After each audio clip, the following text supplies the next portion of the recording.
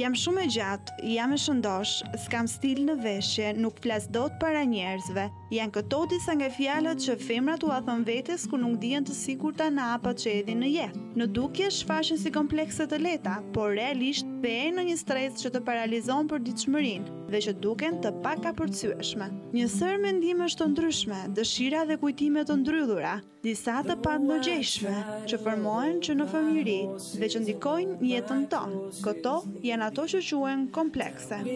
Nga pikpamja psikologjike, kompleksi është përqendrim mbi një defekt real ose imagjinar, fizik ose psikologjik. Femrat janë ato që preken më shumë nga komplekset, ndaj dhe ndihen të detyruara që të duken të bukura dhe joshëse në çdo rrethan. Pesha, gjoksi, barku, të pasmet apo fytyra janë disa nga komplekset më të shpeshta fizike që kanë femrat. Mungesa e kulturës, inteligjencës apo shkallësisë janë disa nga arsyet që shfaqen edhe komplekset psikologjike që prekin të dyja gjinit. Ata persona që i imponojnë vetvetes një model perfeksionizmi kanë më shumë komplekse sepse në mënyrë të pandërgjeshme nuk pranojnë që të jenë si të tjerët. Disa persona zgjedhin që të bashkëjetojnë me komplekset, ndërsa disa të tjerë nisin rrugën e vështirë për të arritur perfeksionizmin, duke u munduar që të kompensojnë pikat e dobta dhe kjo sjell edhe mbylljen në vetvete.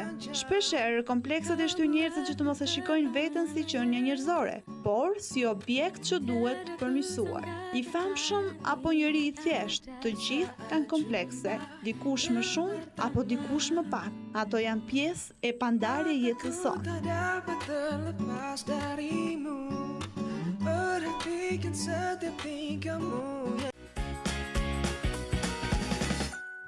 Inserti na ka bërë kështu prezantimin e temës për të cilën do të flasim sot në pjesën e parë të Mesditë, duke ju uruar kështu mirëseardhjen dhe kujtuar se do të jemi së bashku deri në orën 13, si gjithmonë në ekranin e Vizion Plus. Nuk besoj se ka njëri që s'ka komplekse, ndoshta dikush i ka më të theksuara e dikush më pak, dikush i shpreh më shumë e dikush më pak. Në fakt duket pak e vështirë për bërë një përkufizim se çfarë komplekset janë, si ndikon përditshmëria jon, sa ndikon fëmijëria, a janë të ndryshme komplekset femërore dhe ato maskullore, e të gjitha këto me radhë. Në fakt, ashtu sikurse edhe materiali tha, por edhe studimet kanë treguar, një pjesë e mirë e komplekseve lidhen me pamjen tonë të jashtme. U përmendën vithet, gjoksi, hunda apo tipare të tjera që her pas here na vendosin kështu edhe epitete që na shoqërojnë gjatë gjithë jetës duke na kthyer në njerëz me komplekse. Do flasim me të ftuarit tan, unë ju prezantoj pa humbur kohë me ta. I ftuari i parë është artist, të fundmi vjen dhe pas eksperiencës së tij në një ekspozitë lakuriqe, po e them kështu, ku ishin 9 artistë së bashku, dhe lakurisia në fakt është një kompleks goxha i përhapur, kryesisht tek femrat, ndoshta edhe tek meshkujt. Roland Balla, mirë se erdhe në studio. Mirë se u gjetëm, Mesdite. Pa komplekse? Absolutisht po. Absolutisht po. Do me thënë, gjithë të fjali që unë thash, që nuk ka njëri pa komplekse, ti ma hodhe poshtë që në përgjigjen tënde të parë. Do ishte vështirë të bëj atë që bëj, po të kisha komplekse e para. Do ishte vështirë të ndihmoja ato që unë fotografoj zakonisht, sepse puna ime është bërë përveç se fotografi apo ajo që bëj, është bërë një mënyrë edhe informime për njerëzit që më rrethojnë, për t'ju nxjerrën pa bukurën e defekteve.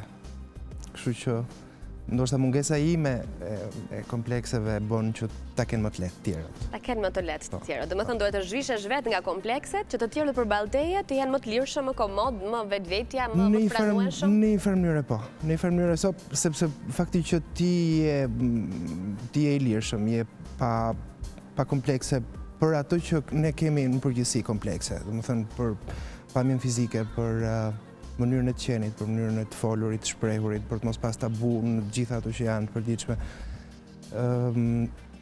Bëjnë që ato që ke përballë ndoshta ta vej në një pozitë çik më të relaksuar, më të rehatshme. Mirë, do marrim kohë mjaftueshëm për të diskutuar. Ndërkohë po vijojmë me prezantimin e të ftuarve. Ftuara e dytë është hipnoterapiste, pedagoge në UET, Flora Shkëmbi, mirë se erdhe. Shëndetje. Të falenderoj që je këtu. Kënaqësi.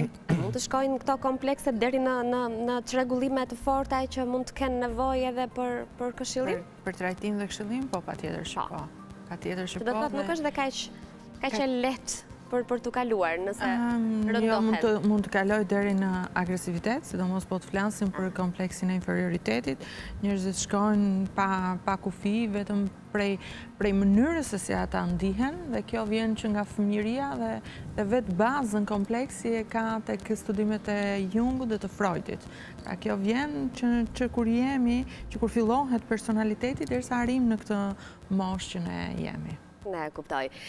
Kur jeni në qendër të vëmendjes apo artistët në përgjithësi, kanë më tepër mundësi të kompleksohen fakti që janë publik apo janë në sy të gjithëve? Apo nuk është e thënë? Jo, do të mërimisht, për shembull, të qenurit vetëm pjesa jashtme. Dhe ne themi që jemi pa komplekse për këtë gjë, apo vetëm në dukjen, apo në lishmërinë që mund të kemi përpara njerëzve, sepse për vetë faktin, ndërsa jemi këtu, nuk kemi problem kompleksin që të dalin dhe të flasin përpara të tjerëve. Por ka komplekse të cilat janë shumë të thella dhe ti ndoshta nuk i kupton dot, derisa po punë e fobive që ti nuk përballesh dhe nuk e di në atë moment që ti mund të shfaqe. Për shembull, kompleks është edhe kompleksi i superioritetit, kompleks është edhe që mua më pëlqen shumë ta përmendësh, kompleksi i heroit, pra përpjekja që ne të gjithë keshilla. Kompleksi i heroit, që ne duam të jemi në qendër që të ndihmojnë të tjerët. Pra patjetër, sepse ti do të jesh aty heroi, meshkujt zakonisht bëhen heronj për të mbrojtur një femër dhe për të rregulluar jetën, disa të tjerë përpiqen që të jenë këtu në qendër që të ndihmojnë gjithë njerëzit e tjerë. Pra edhe ky është kompleks. Paska një kompleks. E paska një kompleks. Okej, jo më kote tash.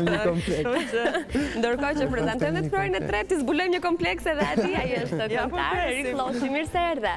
E ka marrë të kemi në studio tona, kemi shumë kohë pa u parë, më vjen mirë që je super i angazhuar. Bë vite, më përpara që kam qenë shumë i vogël, kam qenë për të parë këtu, më këtot. Dhe nuk ka rrë asnjë. Do me thënë vizioni të kthen disa vite pas në kohë. Si ka qenë, nëse, ndoshta edhe po të kthehemi dhe në këto vite, çfarë kujton? Kujton emocione, kujton komplekse, kujton frikën e të paragjykuarit, frikën nëse po jep atë që duhet përpara publikut, dhe sot si është kjo përballja jote me të tjerët? Shikoj, për ta marrësh në anën profesionale tonën, po patë komplekse nuk mund ndalesh dot në skenë. Nuk del dot në skenë. Do të thonë varet se ka një limit. Nuk mund të thuash që je pa komplekse dhe mund të bësh çdo gjë në skenë. Ka një limit skenik që vendoset, por që normalisht duhet të jesh shumë i lirshëm dhe shumë i komunikueshëm me publikun. Se në të kundërt, atëherë nuk ja del dot. Çfarë thua vetes para se të dalësh për të performuar, apo ka kaluar ajo biseda me veten? Jo, nuk ka kaluar, përkundërzi, sa herë që ka një aktivitet ose një program të natës, qoftë koncert apo qoftë festival, gjithmonë është një emocion nga fillimi i përsëritur dhe normalisht që bën aty dhe ato komplekset e vogla që mund paragjykosh veten që nuk do të bësh i veprim ose diçka, ose më saktë për të përmbajtur veten tënde për veprim për të mos dalë jashtë vetes. Ky mund të quhet kompleks, por pjesa tjetër pastaj nuk shon një kompleksitet në lidhje me komunikimin me publikun. E ke të mirë tash me gjuhën me ta. Tani është shumë e thjeshtë për mua. Flora, janë komplekse dhe çështje kulture? Që do të thot, ajo që ne na bën përshtypje si shqiptar, përgjithsisht kur udhtojmë në vende të ndryshme të botës, është lirshmëria që të tjerët kanë që në vogëli për të folur, për të shprehur, për të qenë të hapur, për të thënë ndjenjat e tyre. Ke shumë të drejtë këtu që edhe pjesa e kulturës, për shembull, nëse do flasim për izraelitët, kanë një lloj superioriteti sepse presupozohet që janë kombi që janë më të zgjuar, më të ditur dhe dikush tjetër nëse do jetë përballë me ta do ndihet më inferior.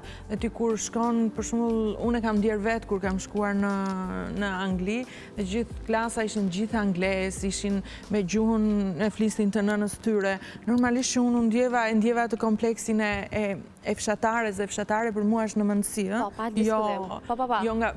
unë vija nga një vend i vogël dhe kush isha unë që duhet të përballesha me këta njerëz. Pra këtu gjua e folura, pra këtu ishte edhe kompleksi, se nga vjen, si e rritur, dhe kjo jo më kot që më shoh pjesës se së fëmirisë, në ambientin në të cilën ti je rritur. Nëse ti je rritur me dikë që të thotë si këtu, si je shqiptar, angleze, po amerikane, po diku tjetër, ti je një qenie njerëzore, je i bukur, unike, je i zgjuar, që do bësh në të gjitha rrethanat e ndryshme, normalisht që nuk do ta kesh këtë lloj kompleksi.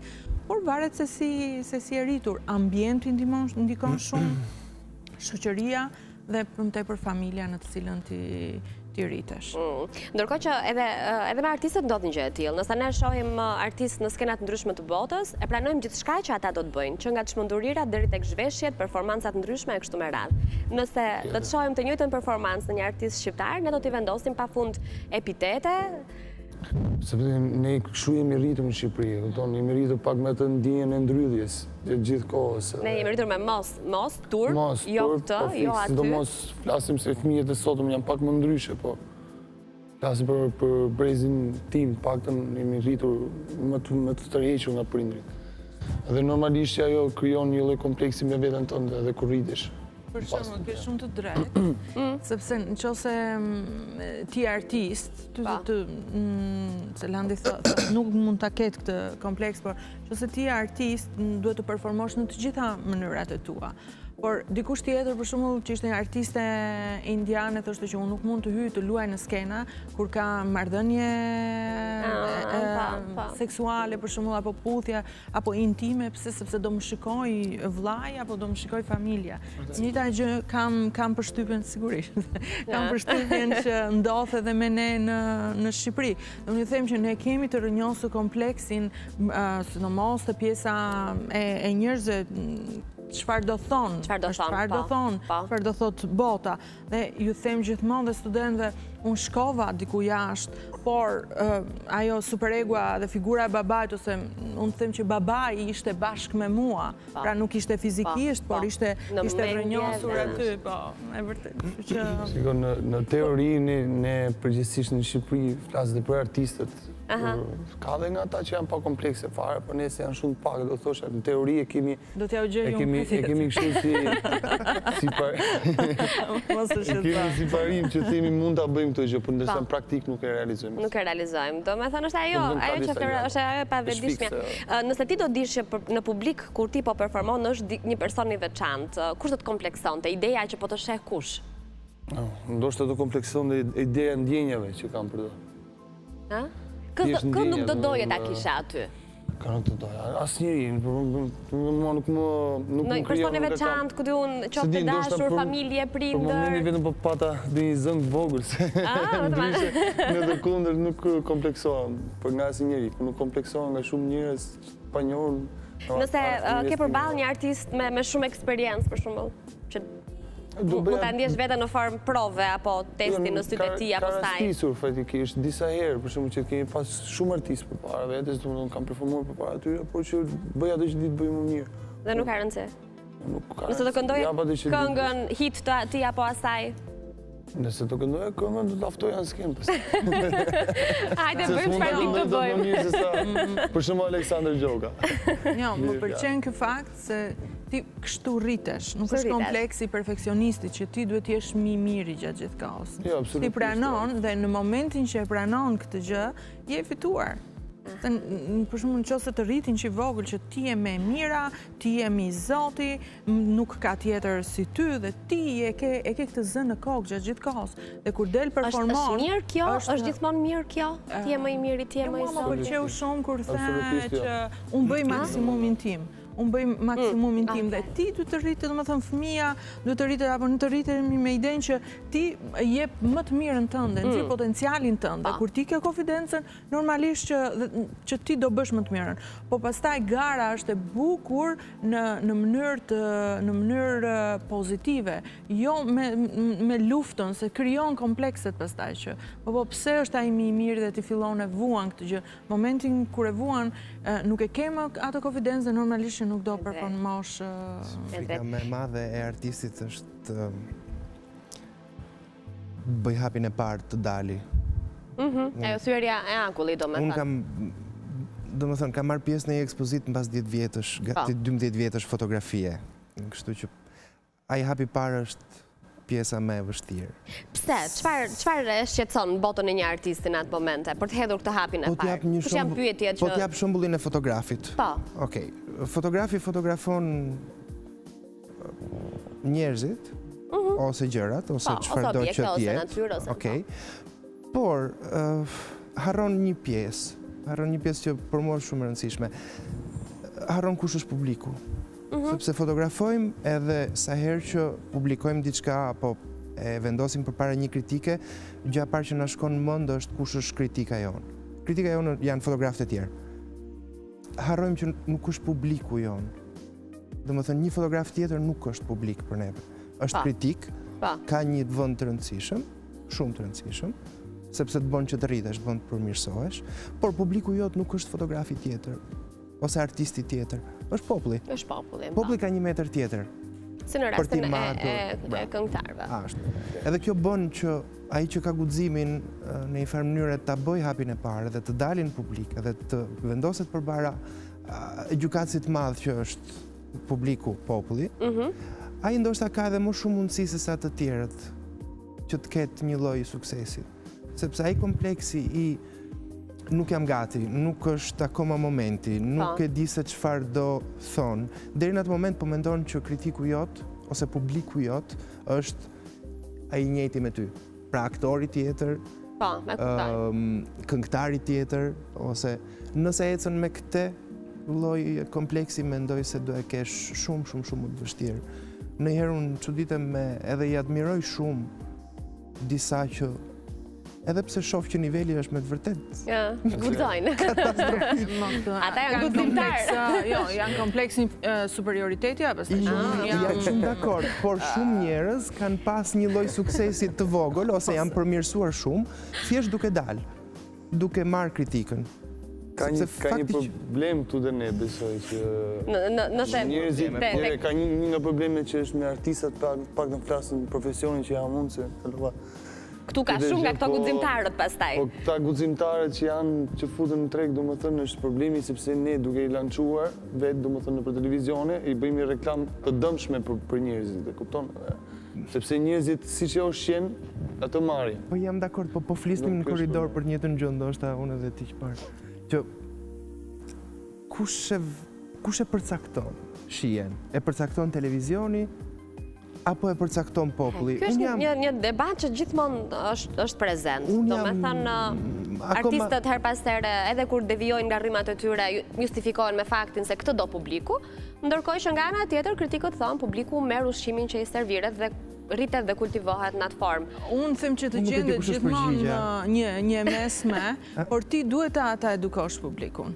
Se ka ca njerëz, duhet kjo përgjegjësi. Nëse ti nuk arrin të shfaqesh në falë, nëse nuk arrin të shfaqesh në televizion për atë që bën ti, edhe nëse për shembull mbi ty hidhen 10 veta të tjerë që bën diçka të kundërt nga ajo që bën ti, normalisht do fitojnë ata. Është qartë. Kështu që shumica unë personalisht bëj një fotografie që nuk është komerciale, nuk kam refuzuar të bëj kopertinat e revistave, kam refuzuar të bëj disa punë të kësaj natyre, sepse nuk e gjej veten. Te fotografia komerciale nuk e gjej veten. Te ajo e modës ose te ajo e lifestyle-it. Mua më pëlqen të fotografoj shpirtin e njerëzve. Portreti është një ndër ato, nudoja është një gjë tjetër. Por unë kam të njëjtin problem, që shkoj kundër shijes së përgjithshme, asaj që kërkohet, asaj që... Pra, unë përpara shumë të tjerëve, kam shumë më pak mundësi që të gjej një fet tregu tani. Nëse referojmë dhe eksperiencës së fundit, si ishte interesi i popullit, me qenë se bëre një ndarje të kolegëve dhe të popullit, që ai duhet jetë vlerësuesi. I papritur. I papritur. Që do të thotë, erdhën, e vizituan, i pëlqyen, si ishin komentet? Superlativ. Do të them drejtorin e njërit prej institucioneve më të rëndësishme që ka të bëjmë, nuk po përmendoj emra sepse nuk e konsideroj të vjen edhe viziton ekspozitën darkë edhe më thotë nuk e dija që është puna jote, po thotë kjo fotografi ka 2 ditë që e kam vënë screensaver të kompjuterit zyrës. Edhe kur ta thot drejtori i një institucionit të tillë, ka një vlerë. Po tani, se ky nuk ishte popull. Atë po thoja. Se po prisja Shëndbera. Atë po thoja. Do të thotë që njerëzit kanë qenë aty gati. Kur ti hyre dhe testove, që do të thotë se guxove, nuk pate frikë nga dështimi. Kam pas frikë. Po derisa dështove do të thotë që ajo frika ka qenë një emocion aty brendshëm. Do të thotë që guxove, që kompleksi yt i kishte kaluar të gjitha nivelet. Kam përshtypjen se nëse nuk e ke këtë, nuk mund të përmirësohesh. Është shumë e vështirë të përmirësohesh. Njerëzit kanë Unë 2 ditë përpara ekspozitës i kam thënë kuratores që jo 2 ditë përpara se të vendosej data. Kur po vendosej gjithçka, i them unë nuk jam i sigurt që dua të marr pjesë sepse nuk e di nëse vepra që po sjell është ajo që dua të ose ajo që mund të jetë e përshtatshme për atë ekspozite. Edhe ndërkohë që ajo e kishte bërë mbledhjen me drejtorin e galerisë të tjera me radhë, edhe më thot, edhe i them mos më konsidero pjesë të ekspozitës. Më thot, Landi thot çfarë po thua, sepse drejtori i galerisë ka vendosur ta vendosi si poster të ekspozitës foton tënde. Kështu që nëse deri momentin në fundit ke qenë në një dilemë të madhe. Të cila ekspozita konsiderohen si thyrje tabushë për shoqërinë tonë edhe ne ende vazhdojmë të kemi turp këto imazhet e zhveshura të ekspozohen turp në thojza. Nuk kemi një koncept për veten tonë, për imazhin e trupit, do të thotë që ne kemi frikë nga vetja. Tu doja të dilja. Dhe ky është kompleksi më i zakontë, kryesisht i femrave, të paktën e dhova, po ishte edhe është dhe i meshkujve. Po meshkujt, po kur shikojnë meshkujt postera të mëdha, del një macho man, si ndjeta i mashkullit tjetër. Nuk është, po femrat e shfaqin e tregojnë më shumë. Po kjo gjë është edhe tek te meshkujt kur shikojnë dikë tjetër. Nuk i shprehni. Jam shëndoshur, kam shtuar kile. Është fjalia e parë që të thotë një femër kur t'jetë akon. Që nuk je... Lem për meshkujt e pamartuar, ato të martuar ratohen. Ndryshohen komplekset aty. Para gjykim. Unë them që në momentin që një njeri ka guximin të dali përpara pasqyrës dhe të shikoj veten dhe të jetë mirë me veten e vet, me trupin e vet, do thotë se e ka kaluar këtë kompleks. Dhe është gjë shumë e vështirë, sidomos përsëri kthehem nga ajo mënyra se si të kanë rritur baba, mos se nuk duhet të ndukur kjo gjëja ajo. Është turp, mos u zhvish, femrat e mira nuk bëjnë këtë, çunat e rregull duhen të bëjnë këtë gjë. Por nga ana tjetër, ti nuk je në kontakt me trupin tënd. Nga ana tjetër, ti nuk je në kontakt me veten tënde. Dhe sa dhe këtu bëj këtë pyetje për shumë studente, sa prej nesh dalin përpara pasqyrës dhe nuk kanë turp nga vetja atyre që të jenë nudo, të jenë lakurisht, të jenë, po se ti aty përballesh. Askush. Domethënë ka njerëz që të rrallë, që fshihen nga vetja, imagjinoje nga të tjerët. Domethënë të gjesh një modele ta fotografosh është e vështirë. Më lehtë se ç'e mendon. Më lehtë se ç'e mendon. Po më fani, çfarë moshe kanë dhe çfarë... Nga 18, domethënë mosha ligjore, deri në të 50-tat? Deri në të 50-tat. Okej. Kjo më pëlqen. Unë jetoj... Ndërsa unë do thosha më fal, do më pëlqente akoma më shumë të mos kishte limit. Eksperjenca ime, nuk mendoj se ka limit. Mosha maksimale që ke fotografuar ka qenë kjo, pra? Duhet të kujtohem, por po, paka shumë kjo. Paka shumë kjo.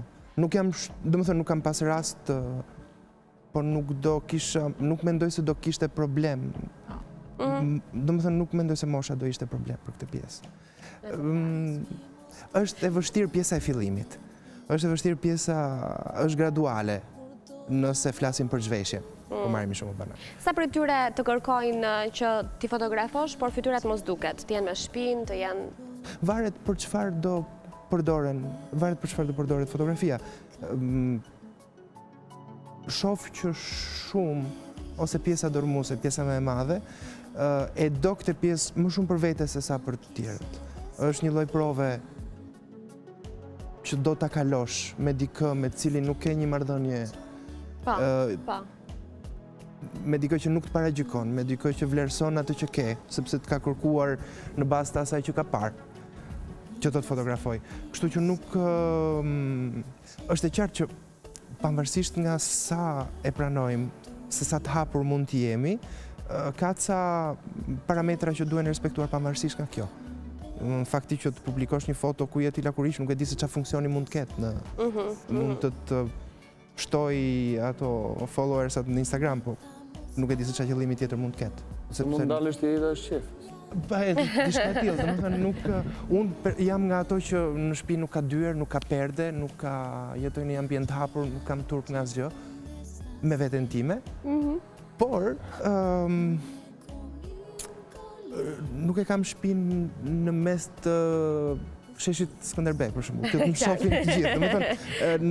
Domethënë jetoj shumë i lirshëm, por në hapësirën time. Në hapësirën tënde. Kështu që e njëjta gjë edhe me fotografinë, që varet kush është qëllimi i asaj që po bën. E kuptoj, është shumë e qartë. Është limiti midis banales edhe domethënë vulgares, banales edhe artistikes, është një kështu, është një fjefloku. Po, në fakt, në momentin që e shkel, e sigurt që bie nga ana tjetër, kështu që duhet nuk e di sa ja arri gjithmonë edhe unë, sepse nuk jam i sigurt. Të qëndrojmë edhe pak tek pamja jashtme këtë herë në rastin tënd. Ke patur apo ke komplekse kështu të imazhit tënd? Shumë të vogla mendoj, sepse unë e pranoj veten time. Jo, e pranoj veten time ashtu siç jam. Nuk dua asnjë s'ka menduar që të bëj një ndryshje për një qoftë ndryshje më të vogël, qoftë estetike apo qoftë. Ishte që në momentin e parë që kam dalë në skenën deri tani, më pëlqen veta ime ashtu siç jam. Dhe jam okay. Kë pyet zakonisht përpara një daljeje, çfarë të vesh, si dukem kështu, si ti bëj flokët, ose gjatë xhirimeve të një klipi? Motrën time dhe nënën time normalisht. Kaq mjaftohesh, i beson. Po, i besoj.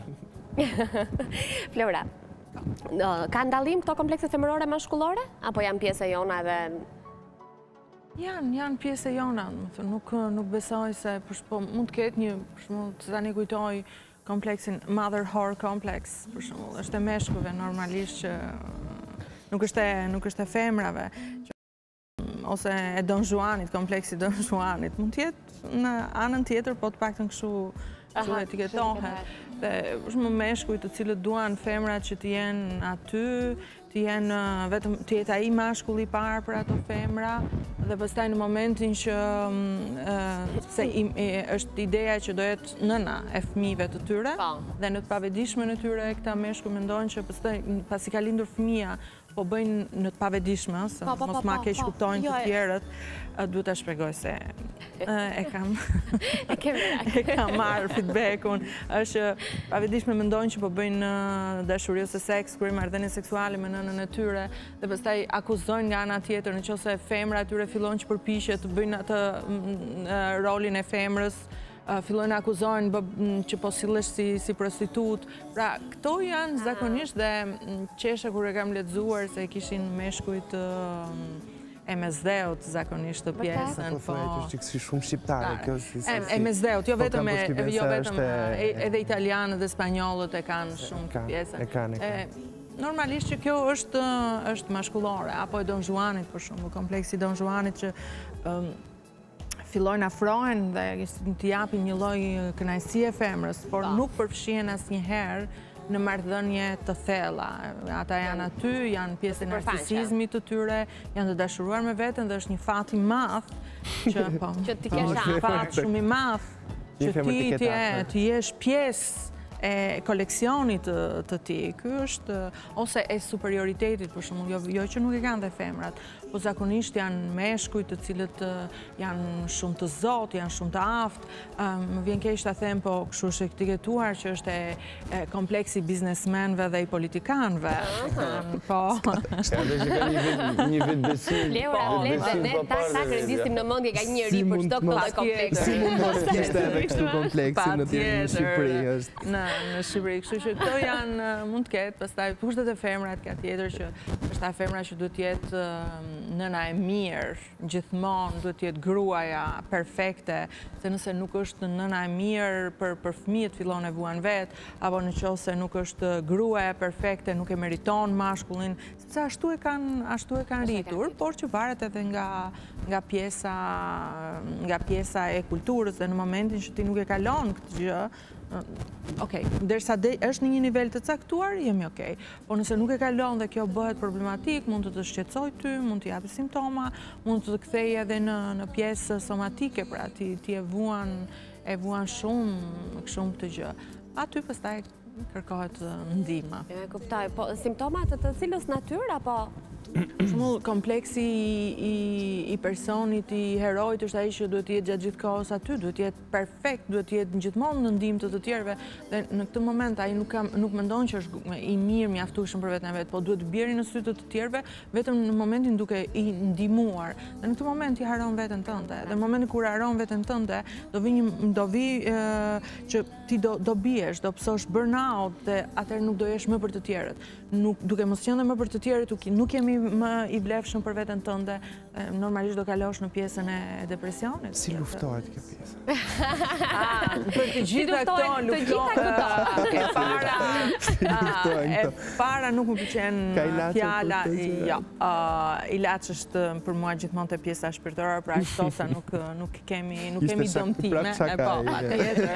Dhe nuk më pëlqen fjala lufta. Do thosha, se si ta fillojmë, si ta fillojmë, e gjitha do filloj te pjesa e shpirtit që ti përmende, që të pëlqen të fotografosh shpirtin. Dhe mua gjithmonë më pëlqen të punoj me pjesën e shpirtit. Me vetnjohjen. Po, duke njohur veten tënde, duke qenë mirë me veten tënde. Unë këtë mundohem është edhe të nxis gjithmonë. Është pjesa më e mirë, sidomos për një artist. Jo vetëm. Nëse unë flas për veten time. Flas për pjesën tonë, që se ka punë për shkakun që jam mund të bësh në mënyrë mekanike, unë që jam punë të ditshme. Zyrës, po që pjesa jonë është pjesa më e rëndësishme, por nëse nuk e bën dot me shpirt, nuk e bën dot fare.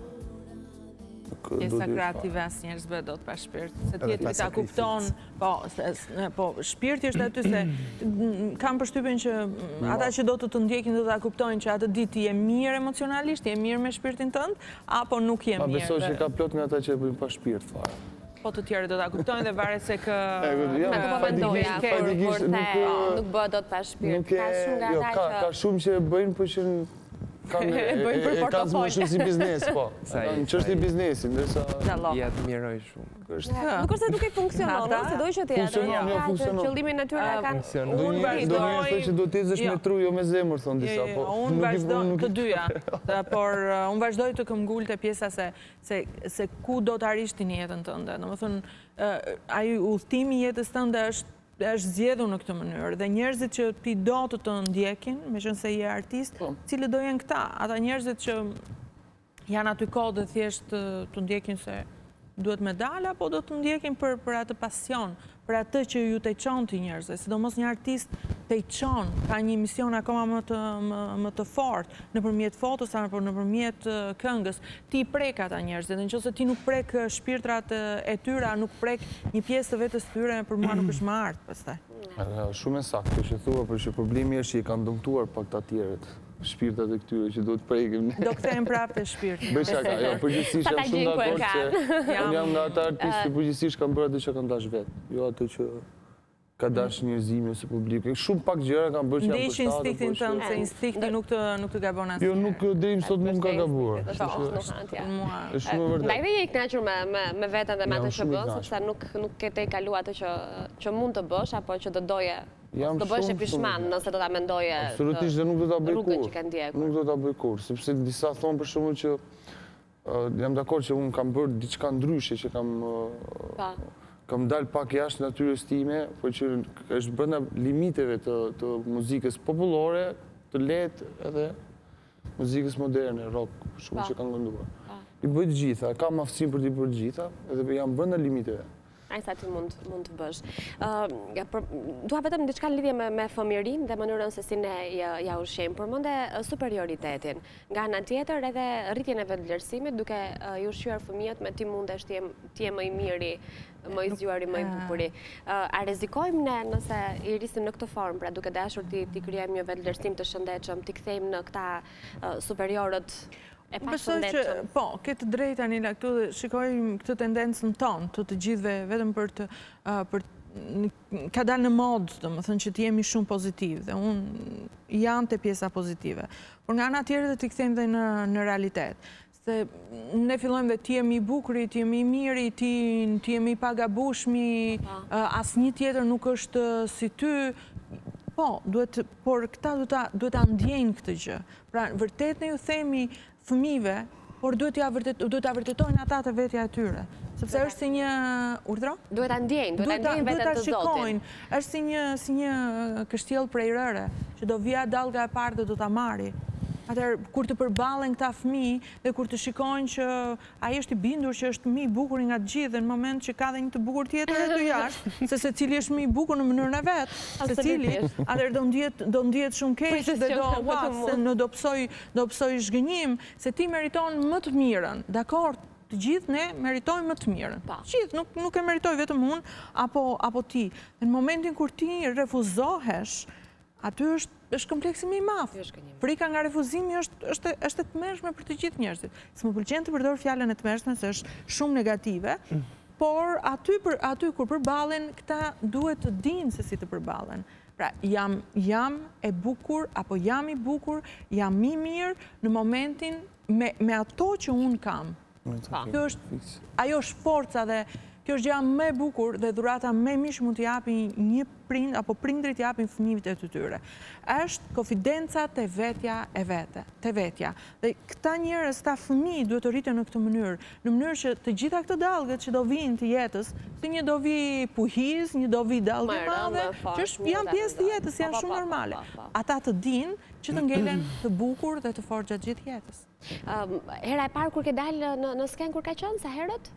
Hera e parë që më ndalë në sken, kur kam qenë në moshën 10 vjeçare. 10 vjeçare. Mosh delikate, e vështirë për të menaxhuar emocionet. Dhe duhet të shtohet diçka në lidhje me diskutimin që po ndëm. Për sa i përket pjesës time artistike, unë kam pas diçka nga familja ime, qoftë nga babai më shumë se sa nga nona. Asnjëherë nuk më thoshte që e bëre shumë mirë këtë. Ku? Dhe më thënë gjithë kohës, asnjëherë. Dhe ti e ke kërkuar, që punuar akoma dhe më shumë për t'ja marrë atë shumë mirë. Babi thoshe, po si ka mundësi që nuk më thënje e bërë në mënyrë perfekte, por nuk mund t'a thënë do të thë që e bërë në mënyrë perfekte, më ka thënë një fjalë, sepse atere i bie që ti do rrezosh komplet atë që unë kam ngritur me ty. Në momentin që unë rrita.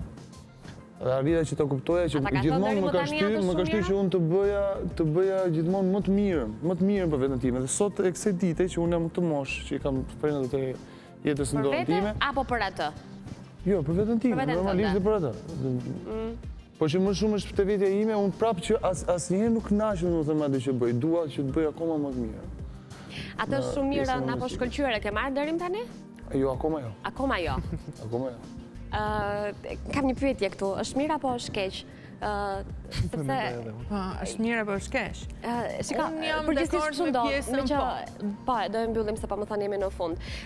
Ne përgjithsisht si shoqëri jemi rritur me atë. Është teknikë kjo që ti duhet ta duaja marrë me ngërç, nuk do t'i thuash perfeksion dhe perfeksioni shumë lart, është e vërtet. Por t'ja thuash me shumë qetësi dhe shumë konstruktive ku ishin gabimet, por t'i thuash dhe ato gjërat e bukura, ato nivelet, ato rritjet që ti ke bërë pas çdo hapi. Unë marr maman time. Ajo është shumë e drejtë për drejtë, më thotë që këtu bëre këtë gabim apo këtë gjë. Dhe mua më pëlqen, se aty rritesh. Po, e kuptoj, po prindërit shqiptar nuk e dini se ç'ndodh në botë, po janë mësuar me këtë idenë duke mos i thënë të lumt, bravo. Ndërkohë që fëmia vjen në shtëpi gjithë entuziazëm, për shembull, gami ka marrë 10 dhe nuk e thon atë bravon që të vazhdoj të marrë edhe një 10 tjetër, se ndoshta i rritet mendja edhe. Domethënë, është gabim kjo lloj sjelljeje apo kjo është një formë për të vazhduar dhe për të ecur më shumë? Ti duhet të përshtatesh te sjellja, ti duhet të përshtatesh tek ai momenti që është. Pra, jam për t'i bërë të dyja. Edhe ti thuash, por gjithmonë në mënyrën konstruktive, se edhe një bravo shkëlqyeshëm në gjithçka, që pastaj nuk ka më vlerë kjo bravo dhe shkëlqyeshëm. Se ti nuk mundesh, absolutisht nuk mund të jesh. Pesë në standard dhe nuk ke më. Por dhe nga ana tjetër, me shumë mirësi dhe me shumë dashamirësi që ai ta kuptoj fëmia, ta kuptoj që edhe nëna dhe babai po e thon për të mirën time. Se jo vetëm shqiptarët, nuk janë vetëm shqiptarët. Edhe në botë ti ke njerëz të cilët thonë se nëna dhe babai na kanë kritikuar që kur kemi qenë të vegjël, dhe më shumë agresiv se këtu. Absolutisht. Megjithatë, problemet sociale të Italisë sot është ajo ndarja e madhe e brezave. Brezi, punëtor... Po mua këtu në studio më ka ndodhur nga ne shqiptarët të dëgjoj shumë shpesh babais më ka pusur kur, për shembull. Ashtu, është problem i përgjithshëm, domethënë nuk është vetëm për të ruajtur autoritetin e burrit të familjes. Por e mendon mos kjo pjesë e kulturës, më falen, ne kemi pjesë të kulturës. Por nga ana tjetër ti e ke kuptuar që babai ka qenë aty për ty nëse ti ke pasur një problematik dhe ti e di që ai është aty, e di me sjelljet, veprimet që do bënte maksimumin për ty. Atëherë këtu do t'ja kërkojmë, do t'ja marrim nga Dardha. Jo me zor, jo me zor. Atë pjesën e. Do shkojmë ne, nëse ti e ke kuptuar dhe dua të them këtë, shkova një ditë, edhe kam ngritur gishtin dhe i thash ti Mati, pse më ke mësuar mua kështu? Më tha mua, po mirë, tha, me shumë qetësi. Po mirë, më tha mua, erdhi momenti, unë kështu mendova që ishte më e mira për të rritur ty. Tani që ti e ke kuptuar, fillon ndrysho. Edhe ishte përgjigje më e mirë. Jenë ko për ta bëven tani. Po munde. Unë i falenderoj shumë që ishit këto. Ishte kënaqësi të kisha në këtë bisedë në studio. Ju uroj suksese në punën tuaja. Edhe ti. Ne do të kemi vazhdimsi në emisionin, tani kemi publicitet, do të kemi kuzhinën, do të kthehemi me të ftuarin tjetër pas pak.